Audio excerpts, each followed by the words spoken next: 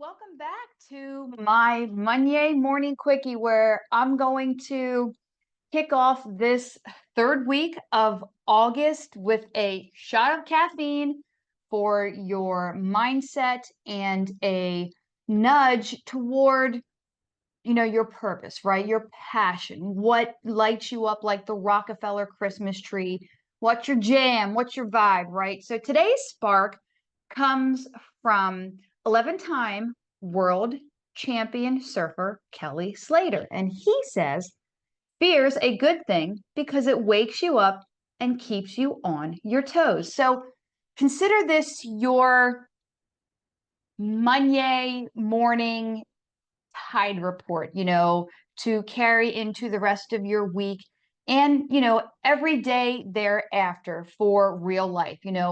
It's the ocean, sometimes the ocean is choppy, the sets are rolling in and you've got a board under your feet. So let's surf it, right? Awake, alert, and with full on purpose. So, first, fear is your wake up wave, right? If you've ever stood at the shoreline and at dawn, it's very quiet. There aren't many people out there, right? If you've done this, you know the feeling, right? There's an ocean breeze and you get that salt that's in your nose and you can feel it on your skin, right? And the ocean it's breathing like this, like a sleeping dragon. It's the inhale, the exhale, it's the ebb, the flow, the pull, and the release, right? And that first wave, it just comes up and it slaps your shins, and perhaps the water is cold, or perhaps the water is warm, right? Whatever it is. But once you feel that slap of the wave on your shins, it's like you're awake, right? And that's what fear is akin to. When you're chasing your purpose, right? It will come up and it will just slap you on your shins, if you will, and it's not the villain. I feel like we have been, trained and brainwashed in society in general to view fear as this villainous, deleterious, awful thing, right? It's the water temperature check that tells you that you're alive. Like the fact that you are feeling that on your shins, you're able to tell, is it cold? Is it warm? It means you're fucking alive. You are on this beautiful blue planet in that specific moment, one of 8 billion people feeling this, right? In motion and pointing toward something that actually matters. And in the gym, it's something that's called good nerves, right? And in life, what happens is, again, through conditioning, through whatever it is, we often mislabel this as, it's a problem that needs to be solved, or, it's a flaw or something that is broken that needs to be fixed. But champions, people who commit to craft, to chasing the edges, and they not only expect fear, but they invite it and they use it. And Slater's line lands because it's simple and it's precise, right? Fear wakes you up. It doesn't ask for permission. It doesn't come up and doesn't knock on your door and say, hello, I would like to come in. I'm fear. Hi. It doesn't send you an invitation and wait for an RSVP, right? It just does. And, it's this, maybe it could be like, it's not akin to like that 30-foot wall of water, like you out there. I mean, I couldn't even imagine surfing the waves, some of the waves like Kelly Slater does, but metaphorically, like in our own lives, we all have our own 30-foot wall of water. Maybe it's, sometimes I like right now, it's me, like I write notes, but it's like fumbling to piece together a sentence based off of a word that I've written down. And it's like, wait, what did I mean when I said that? It could be a cracked voice before I hit record on the podcast, or, like I have a coughing fit prior to that, or maybe it's the flutter before a hard conversation, or butterflies before, pitching your work, or, it's the extra swallow and, like just that, exacerbated breathing before loading the bar a little bit heavier than you did last week. Fear is information. Fear is feedback, right? And it's a conversation that's happening, and it's the wave announcing itself. Waves are very rhythmic. Ebb, flow, push, pull. You know, life is the same way too. And there's a pattern in chaos if we look for it, right? In terms of surfing, sets build, break, and then ease. And you paddle, you wait, right? You read the line, you look out to the horizon and you're reading it, and then you're going to commit to the set that comes in, and this is the everyday dance of purpose. Projects crest and deadlines crash, and, recovery settles in, like sometimes how the ocean is glassy at twilight. And when we pretend, that fear should be absent, or, we deal with it by not dealing with it, we're like rookies who sprint straight at the first white cap without even, looking at the horizon. It's like you're clueless and you have no idea what you're even looking for. But when we treat fear as a signal, we pause just long enough to see the shape of what's coming, and then we choose our line, we choose our set. But I want to be clear. There's fear that protects, there's accurate assessment of risk, right? The survival. We all need that, right? And it's important that we are honed in to that. And, there's fear that paralyzes, it's a catastrophe theater, if you will. Champions cultivate a felt sense for the difference, right? They really understand. I mean, that in and of itself is a craft, and it's something that champions really hone in on. The ocean analogy, it helps, like a rip current is real, right? And we need to respect that, but the froth after a smaller break, that's just noise, and you don't have to run from every splash, and you don't have to duck dive under it, or, pop back up, and then just like you just keep looking to the horizon, you keep scanning, you keep looking for the opportunities and the moment. And when we're in this purpose driven life, the ocean it's everything that pulls at our attention, emails, obligations, expectations. It could be your own inner heckler, my noisy roommate Bruno, right?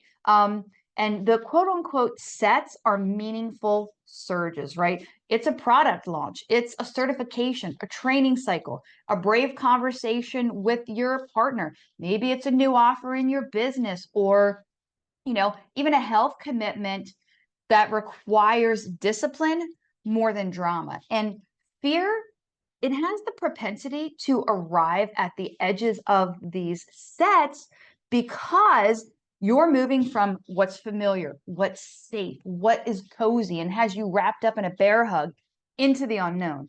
And the unknown refuses to be domesticated. It never will.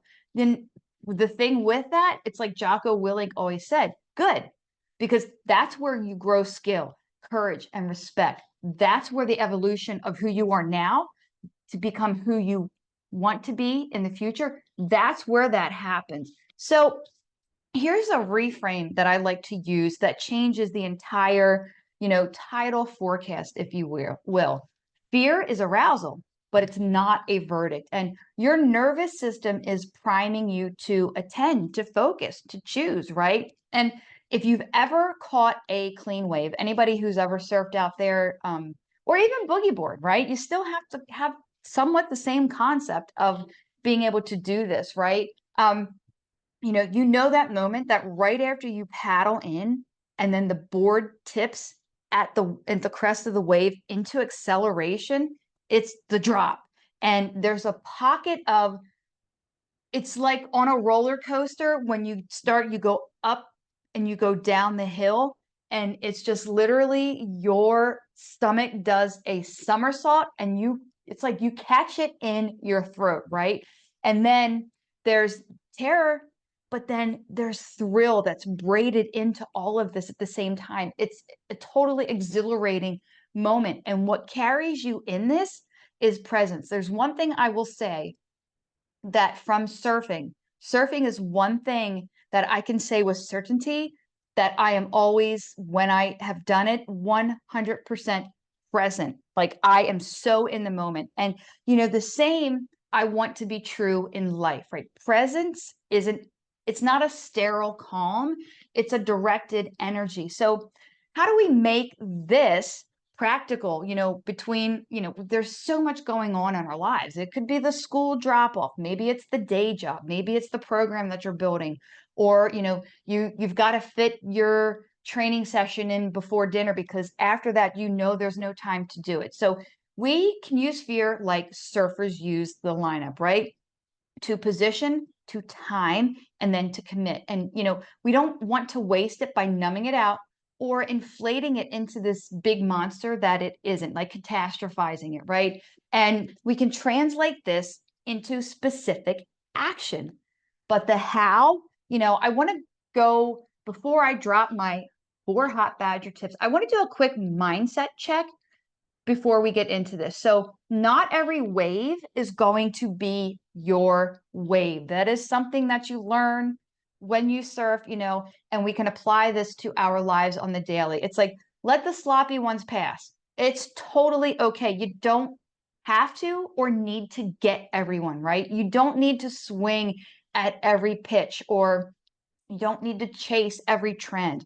Purpose trims the options, right? That it gives you more of a direct route to what really matters.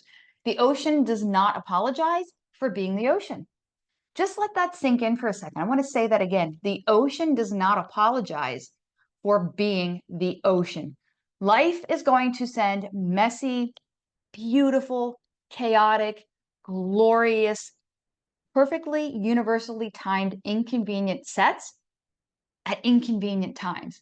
You're not cursed, you are alive, right? That's called living, Livin.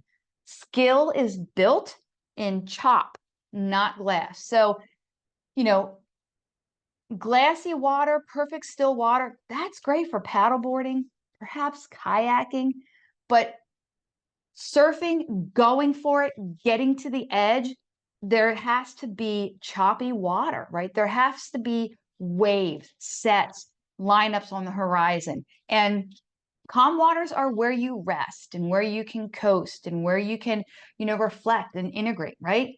The work is learning to move with rhythm when the conditions are imperfect, which is I would say most days for us, that's what our days are like. There are just choppy conditions and they're imperfect, right?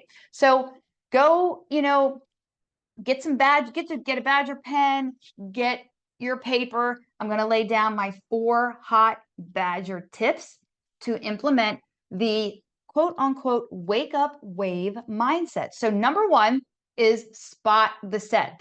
Means just name it, don't narrate it. Literally, just name it. Like, so fear gets louder when it's vague, but if we can name it, if we can get specific, it's going to turn the static down a little bit, right? Name the wave. So write a single sentence, I'm feeling fear about because matters to me. And, specificity, it converts anxiety into data. That's real time, real world feedback that you're getting right now, right?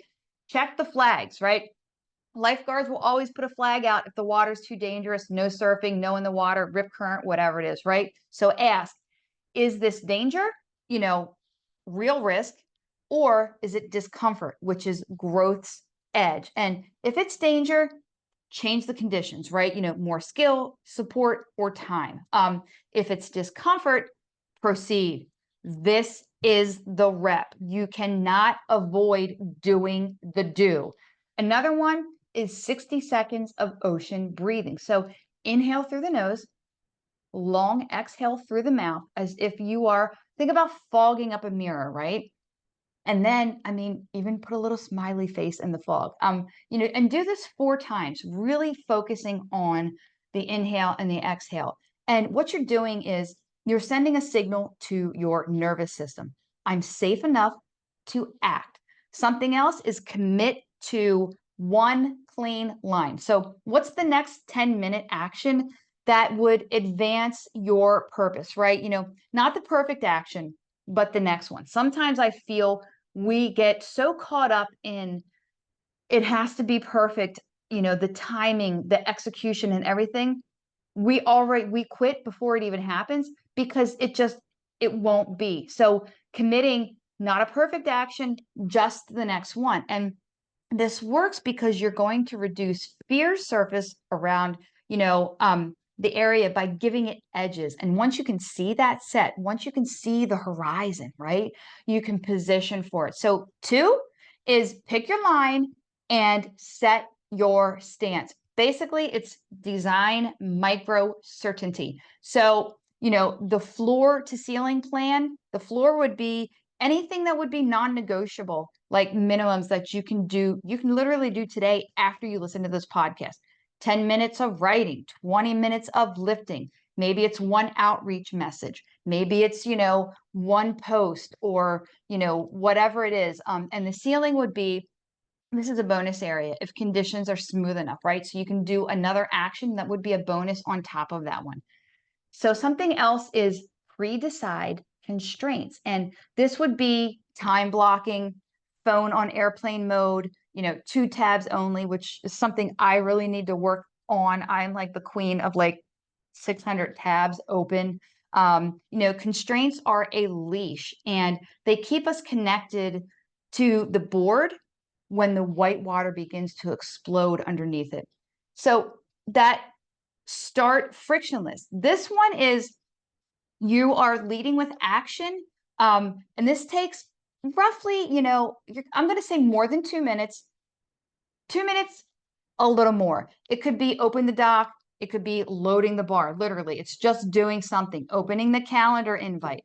Take that one step. It's simple, right? And then that motion, that's going to birth more momentum. It's like when you start doing it, it's going to propel you into what the next simple step would be. And then set visible cues. So this could be a sticky note on your laptop. I have sticky notes all over the place. This wave is mine. I know it sounds cheesy, like this wave is mine. It's like totally weird, but it does work because it reminds us that our brain is already choosing, right? It's seeing this and it's setting you up for knowing that like it's success. So I want to get into the next step, and that would be paddle glide intervals, which is another really fancy surfer way of saying use effort and release. So we don't paddle forever, right? You paddle to the wave and then you ride it and then you reset, right?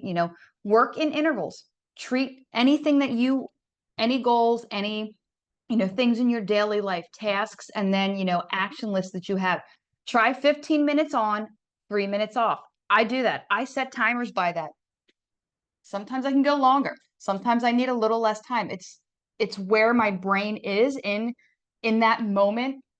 And during the on, it's a single task, and you are taking on this single task with feral ferocity, right? And then during the off, you just breathe, water, maybe it's take a quick walk, do some mobility, whatever. I like to take my dogs for a walk. Sometimes it's longer because then that would be my lunch break or whatever it is. Or maybe it's the self-care time during my day, right? Now make your first interval. That one's going to be the most sacred. It's not a bargain. Okay. If it's on your calendar at 9:30, you're paddling at 9:30. It's a promise kept, and that equals an identity that is built. And it also shows that you matter enough and trust in yourself enough that you are important and you're going to do it, right? And that's a signal to you. And that's going to set you up from the, every day thereafter. Now use a simple finish line. So you're going to end the interval by writing your next step so that the reentry to that is easy. And then you're going to transfer across domains. So maybe it's sales calls, right? So write a short script and then do 3 in a row. If it's training, superset 2 movements, and then set a timer. I do this all the time. Content, draft the ugly, then polish on that next glide. And so I'm really honing in my, content creation now. And I'm really trying to do that, like just roughing it out. And then I'm going to polish it. I'm not going to sit and be so, hyper focused on that initial piece. And this works because fear often spikes when we're at the threshold. And then intervals, what they do is basically it's increments, and it's going to shrink the threshold, and it's going to give you a system that is predictable relief, and it's going to turn what feels like dread into feeling more doable. And when the more doables that you have, the more that you reach, the more it's going to create that momentum for you to go on with every other task. And the last one is it's the after surf debrief, aka bank the win, sharpen the read. So one thing is champions get good because they learn from reps, right? And the more reps they have, the more they learn. And it's not because conditions are perfect. It's quite the opposite. So take 2 minutes and jot down what was your fear level before, and then what was your fear level after. 1 being not so much, 10 being I'm going to shit my pants. Okay. And then 1 thing that worked and 1 thing that you need to tweak, right? And then stack it, note exactly how this specific rep served your purpose. Like, this email moved my launch forward, or this lift, it progressed my strength block, right? Tie that effort into meaning, and that's going to carry so much weight with you in everything that you do from that point forward. Schedule the next set, right? Put tomorrow's reps on the calendar now. And decisions made after momentum, it beats the next day like, and then you've lost it, and you're just like, well, and you're already off task before you've even started. And then another one, celebrate without drama. Like, I showed up in the choppy water, right? That metaphorical choppy water. And that identity cue, it's freaking gold. Like, that is the thing that helps you to build the next several sets after that, right? And this reflection is going to help it consolidates skill, and then it also turns any scattered effort into a storyline of confidence, right? Because you're reflecting on it, you're looking at it, you're not, scolding yourself or censuring yourself because of something. You're looking, okay, like what do I need to tweak about that? How can I pivot, right? Your brain trusts what it can track. And I can tell you, like certainty, my brain loves to track. I am a checklist person with side notes all day, right? So how can we bring all of this that I've talked about into the shore? So imagine your week, imagine all your weeks after that as a series of tides, right? Like morning tasks, they're going to drift in, and then afternoon responsibilities, they could pull you back. And then some days are going to be so smooth and, so cooperative, right? A good day is a good day. We all know what that feels like. And then other days, most days, they're going to be textured and chaotic and noisy and potentially overwhelming and full of surprise crosswinds. And your job isn't to make the ocean behave, because that's never going to happen. Your job, our job, is to develop the presence and skill to ride it with intention. So fear, then, it's not this indictment of your readiness. It's a sensory jolt that says, heads up. And, it's telling you that you care about that specific thing, and, that you're awake, that you're alive because your purpose is awake, right? That energy that's in you. And when you feel, the slap on your shins today and every day thereafter, before the meeting or before you press publish on a program or before the last set of your workout, let it bring you into the moment and, see the line and then choose it and move. And, just always remember that, Kelly Slater wasn't handing out platitudes. He was telling the truth that champions live by. Fear wakes you up, and, let it. Like, surrender to it, right? Let it keep you nimble and honest and turned to the exact moment that your purpose needs you most, right? So let it be the bell that it rings you on stage. And, you know, it's the whistle, like when you're sprinting, it's the whistle you hear to go, right? So when you do that, you know that's what you came here to do. We all came here for a purpose. And now, it's like when you allow that to be, when you let the fear wake you up, it will direct you into the direct path of all of the opportunities that are waiting for you. So don't just go through life, grow through life.